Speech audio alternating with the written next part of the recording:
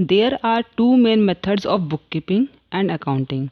One is cash and the other is, इसका answer होगा हमारा accrual, मतलब उधारी पे करते हैं. Double entry bookkeeping means that every transaction will affect two or more accounts. ठीक बोल रहा है, बिकॉज डबल एंट्री में दो अकाउंट तो अफेक्टेड होंगे ही होंगे. A listing of the balances in the accounts in order to determine whether debits are equal to credit is a trial balance. True. The listing of accounts that are available for posting transactions is the chart of accounts. ठीक है, true. When a check is written, a cash account should be credited.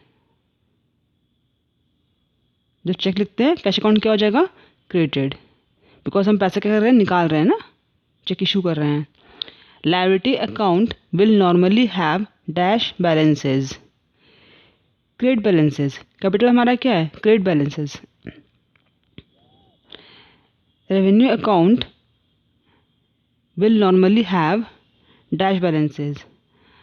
Revenue account का balances क्या होता है, credit balances, because ये income है हमारी, कहाँ लिखते हैं इसको हम, क्रेडिट साइड लिखते हैं.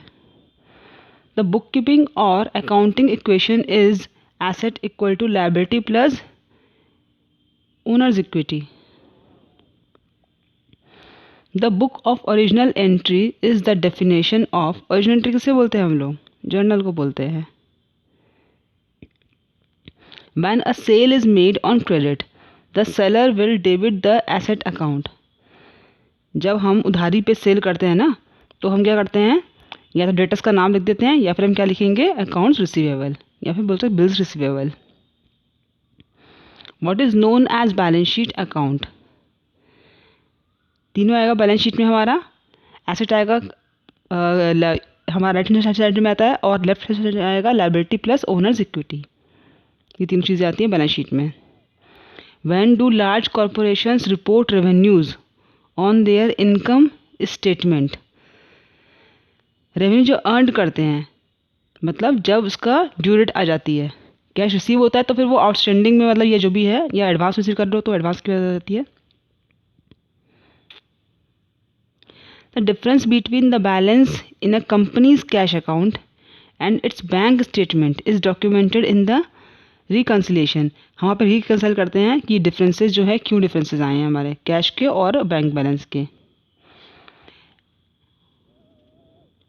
Accrued expenses are likely to pertain to transactions that have not yet been paid. अभी पे नहीं हुआ. Deferred revenue likely involve cash amount that have already been received. जो पैसा हमको ऑलरेडी रिसीव हो चुका है. What entry typically removes an accrual account adjusting entry that have been recorded in the preceding accounting year. Okay हमने कोई entry कर रखी होती है अपने अकाउंटिंग ईयर में. अब नेक्स्ट ईयर जब हम जाते हैं ना, तो उसकी क्या करते हैं, हम उल्टी एंट्री कर देते हैं, रिवर्सिंग एंट्री करते हैं, जिससे उसका इफेक्ट क्या हो जाता है, निल हो जाता है. फिर cash and account balances are two examples of accounts that are reported on the classified balance sheet under the heading current asset है. ये मेरा कैश भी और अकाउंट रिसीवेबल दोनों चीज़. सप्लायर ऑफ गुड और सर्विसेज इज नोन एज, जो हमें गुड्स और सर्विसेज देता है ना, वो कौन है, vendor, seller. The separation of duties is part of what, separation of duties ना, इंटरनल कंट्रोल. चेक कर लेते हैं सही है गलत है.